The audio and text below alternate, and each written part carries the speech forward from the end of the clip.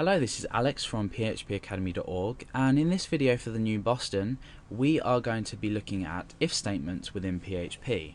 Now, an if statement is a statement that lets us to compare or not compare or evaluate something, whether it's true or false, and act on that.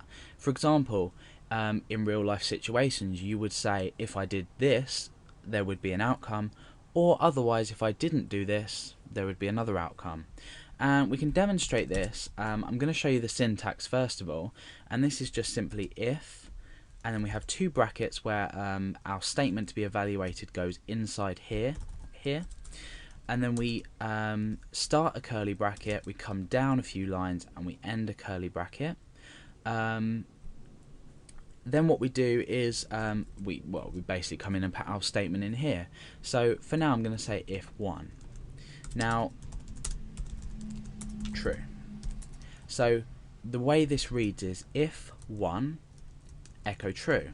Now 1 by itself is a statement within programming in general that will evaluate to true. It's there, it's 1, it equals 1, it's 1, there's no comparison, it just equals true. Otherwise we echo false. Okay, so we're basically saying if 1 on its own, if this is true, we execute this block here. This is called a block. Otherwise, by using the else keyword, execute this block here. What's highlighted in blue at the moment is a block. So this is how we write it out. You might see it's sometimes written like this. This is a lot of an easier way to read it. If you're new to programming, it doesn't matter how you write it, but generally I write like this. So this block here will be executed if 1 is true, which it is and it always is, and otherwise this block here will be executed. So let's just run this in our browser and see what happens. We're being displayed with the text true because this is true. Now what about if 0? Now you can probably guess that 0 is an automatic false. 1 is true and 0 is false. So in this instance, putting a 0 in, we're evaluating 0.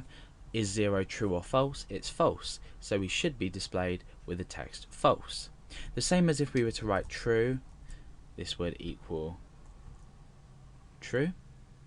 And if we were to type in false, this is equal to false. Now this is pretty boring. We want to start making some comparisons inside. So I'm just going to use an example of one of the comparison operators, which is double equals. And this means is equal to. And it looks like this. And either side of it you're going to do your values to compare. So I want to say does 1 equal 1.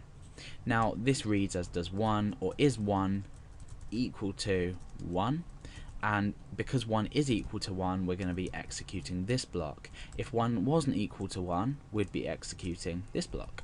So let's just run that, and that's true.